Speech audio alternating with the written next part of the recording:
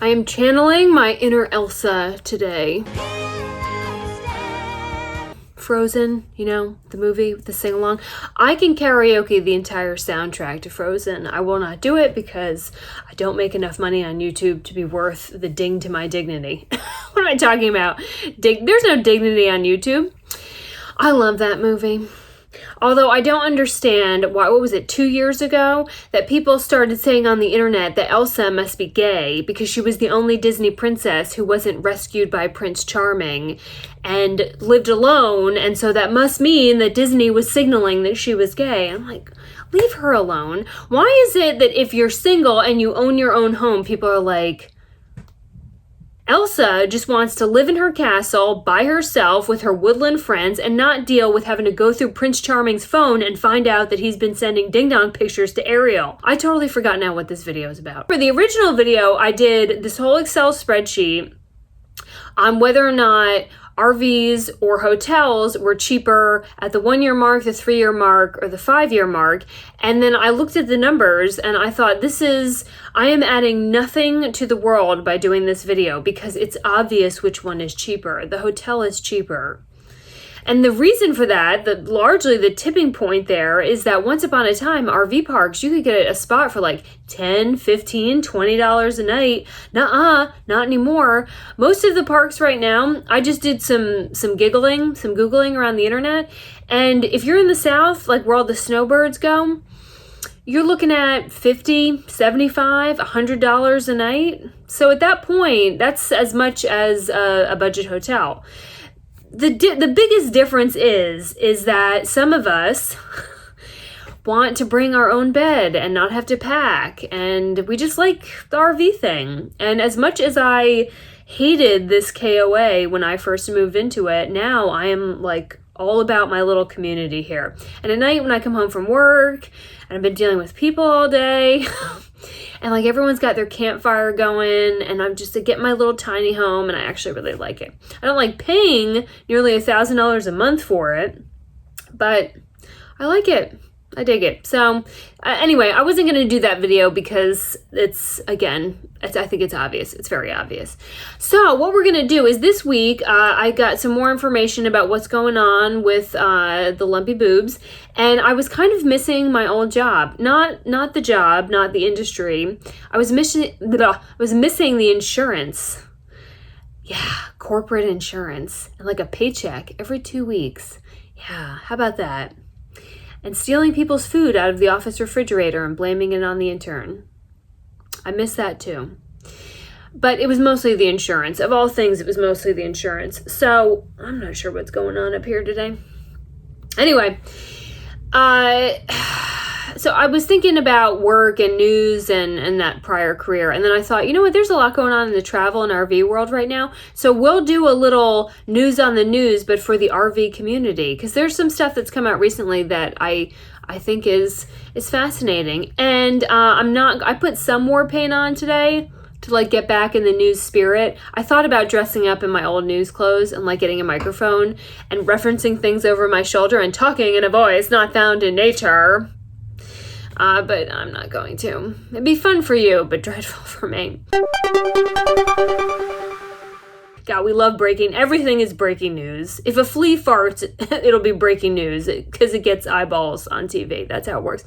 HipCamp. Have you ever used HipCamp? I've not. But apparently it's like the Airbnb of RVs and camping, and HipCamp just got 2 new celebrity investors, Will Smith and Jay-Z. Mikasa, Sukasa. That sends a little signal to everybody that the rest of the world is catching on, that the RV community and van lifers and people who want to live in a shoe out in the woods on BLM land, that there's money to be made there. It's called HipCamp. And what people do is lots of people with land will rent them to people who have your RVs. So people want to make money off of you, off of us, and they are. Will Smith and Jay-Z invested $25 million into the Series B funding of HipCamp. Now, Series B funding, that sounds really, really smart, doesn't it?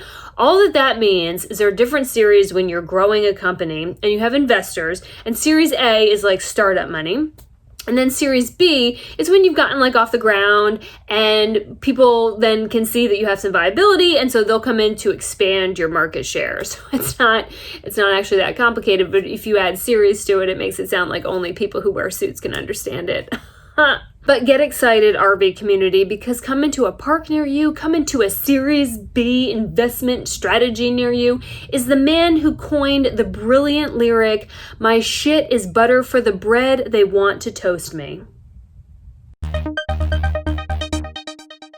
The state of California, where pretty much all van lifers and vegans come from, has announced, thanks to a power grab, precaution to save lives, Governor Newsom has said no more overnight guests in 5 regions of California. Those are, let me read it, Northern California, Bay Area, Greater Sacramento, San Joaquin, who knows, and Southern California. They're not allowing RV parks right now to have overnight guests. If you are a long-term guest or if you are a resident, like a permanent spot, you're allowed to stay there. But if you come in for one night and bring all your cooties, people could be dying in the streets, so you're not allowed to do it. These rules last for 3 weeks, but we all know how that goes. They tell you 3 weeks, but it's actually 6 weeks, and then it's 6 months, and then basically a year goes by, and the restrictions that aren't really proving to do much of anything are still in effect. But it makes for great press conferences and headlines on TV news. They are going to look at 4-week projections of ICU capacity in each of these regions, and then whether or not you and all your cooties can come back and sit out in the woods pretty much by yourself around your campfire in your own rig. That may or may not be allowed. Just keep that in mind if you're trying to go to California in your rig. I don't know why anyone would deliberately try to go there. I've lived there. The weather is phenomenal, but the cost of living and, well, this sort of nonsense, yeah, it's just not my thing. Come to North Carolina. Want to buy a house? The very wealthy CEOs at RV Share, VRBO, Campendium, which I have never heard of, and HipCamp and Viator, also never heard of, they all got together and had a digital meeting about the future of travel. This is what people who make a lot of money with vanity titles, this is what they do. They get together and talk about big brain things. They said that everything that we're experiencing right now is the genie that cannot be put back into the bottle. Some PR person came up with that cute line. Basically, that with a fear of getting on planes, with a fear of getting on cruises, with people just being totally freaked about everything, with a media dead set on trying to convince everyone that if you go outside, you're going to die in the street, chances are a lot of people are not going to return to normal work life. And if that happens and they can be remote, well, then they're going to take longer vacations closer to home. And if they are working digitally, then connectivity is going to be key. That means that we are probably not going to get any kind of a break on there being more availability for RV spots.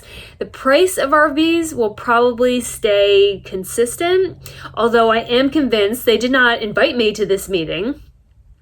But I am rather convinced that in the spring, we are going to see a flood of used RVs hit the market. And in that case, have at it. But chances are the parks are still going to be packed. It's changed the way people travel.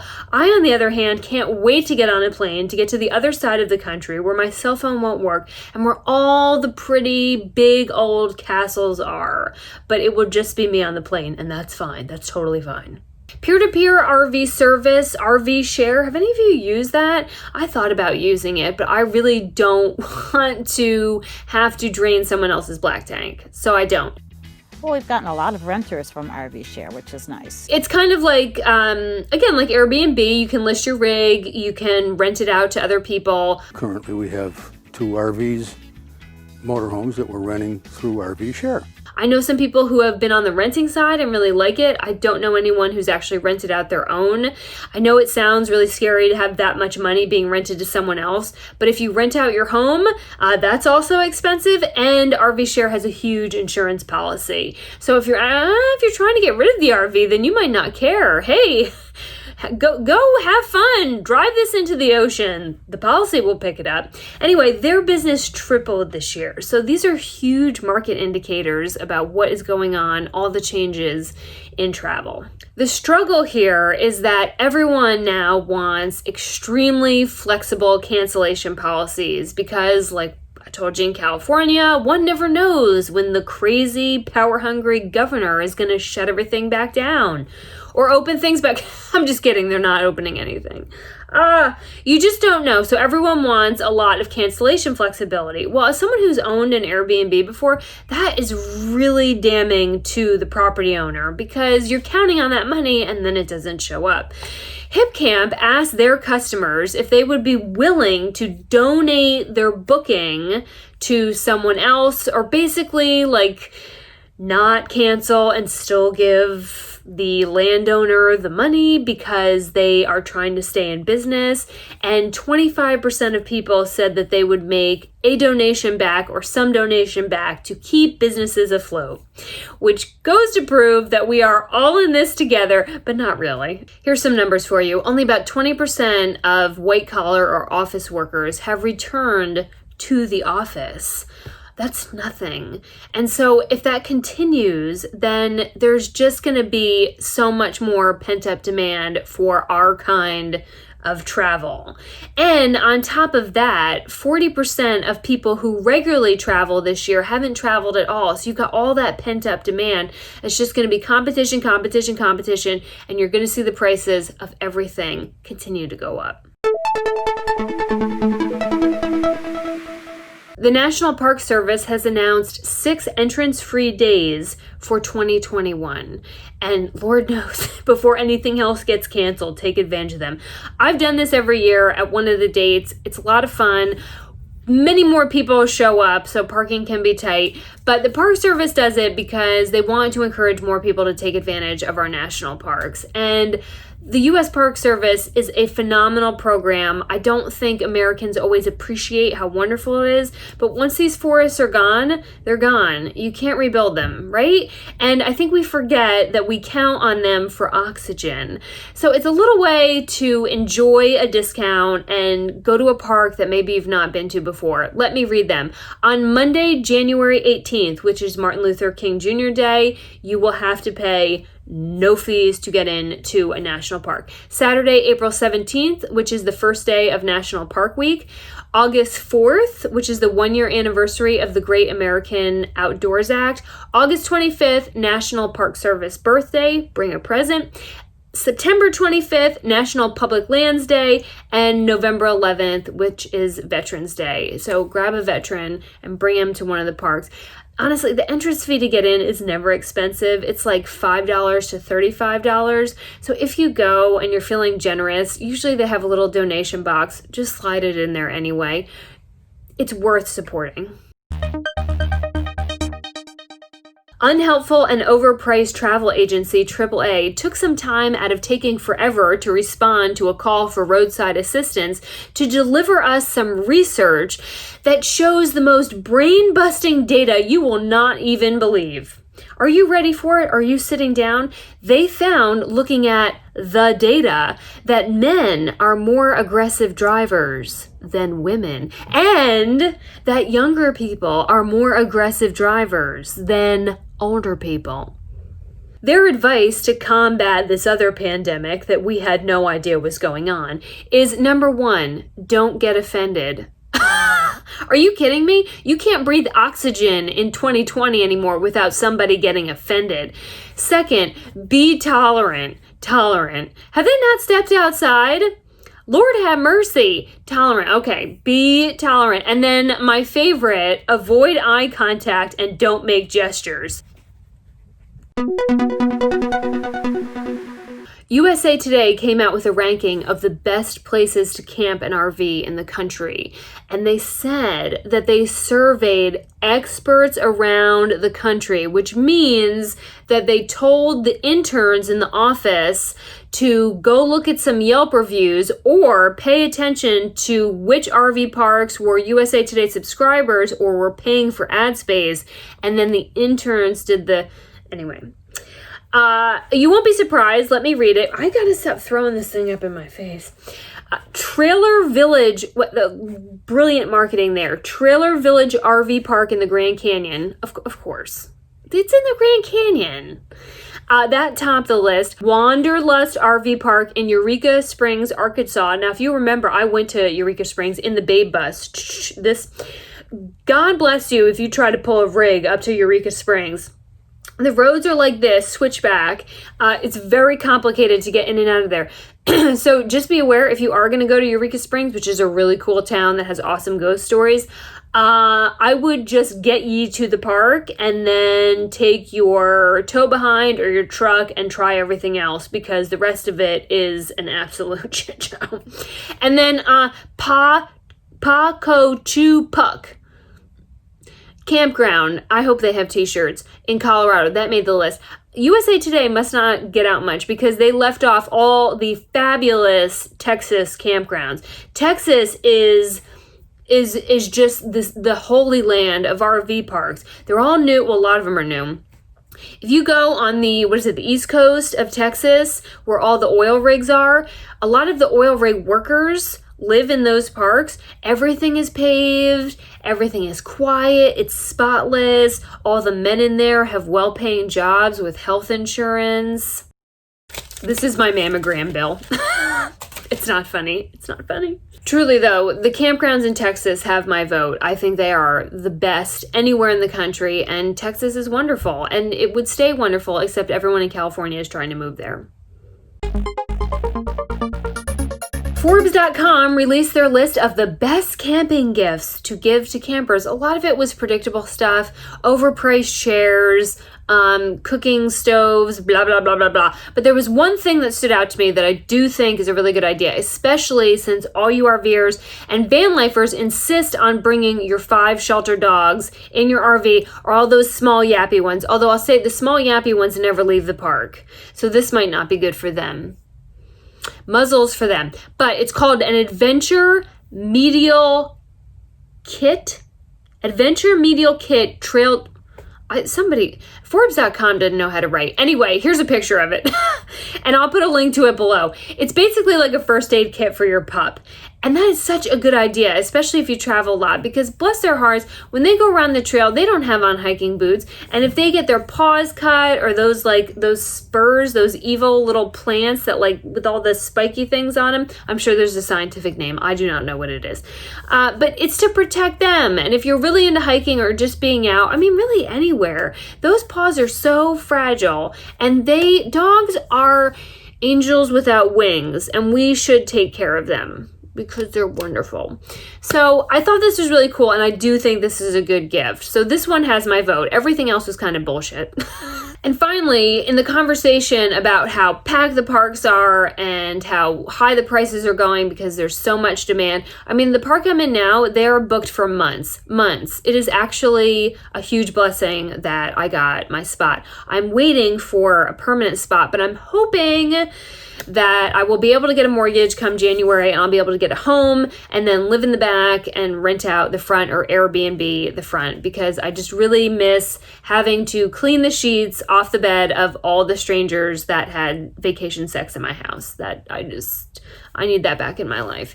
Anyway, Sunlight Resorts, that is a Florida company, they are opening up several new. I don't know who writes this stuff. Several new luxury resorts, luxury, not going to be cheap, in Florida. The first is to open on December 28th, so really close. I would have you check on that, though, because commercial properties, there tends to be a lot of delays and hiccups. It's called the Resort at Canopy Oaks. Get this, hold on. 435-acre property, and it will have 400 oversized RV sites. I truly hope that is a trend. I get that it's a whole community blah blah blah thing with RV parks, but they do tend to be really close. If you're gonna put them really close together, could you at least keep some natural shrubbery or foliage, or I don't know, a fence and a moat?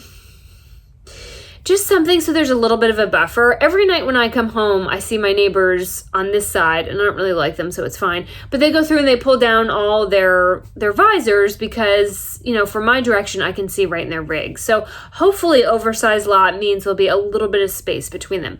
But the other two are supposed to be later in 2021. Again, I would check on that. They are taking reservations. So if you're not able to find any place and you're trying to get out of this godforsaken winter weather, Sunlight Resorts, look that up and see if you can get a spot. I imagine that they will fill up very, very quick. All right, well, that was your news report of everything going on that I thought was interesting in the RV and travel community. A lot of this stuff is going to be changing by the day and the week based on who has restrictions and who doesn't. Let's just forget California. Maybe just they make their own country, stay over there, stop moving to Texas. A lot of them are moving here too. It's just, I want to complain about it, but I also want their money and to sell them a home. Such a vexing situation. All right, weirdos. Well, that's that. We have an appointment at the Zimmer Cancer Institute this week to see what's going on. That is barring my getting approved through financial aid. So y'all just have fun talking about travel plans for this year. And my next video I should be doing will update. I did select a name to name the suspicious mass. And some of them were really, really good. I didn't know that many people had that much creativity for a septation cyst in the right boob. But well done. Very well done. All right, weirdos. Have at it. I'll see you later.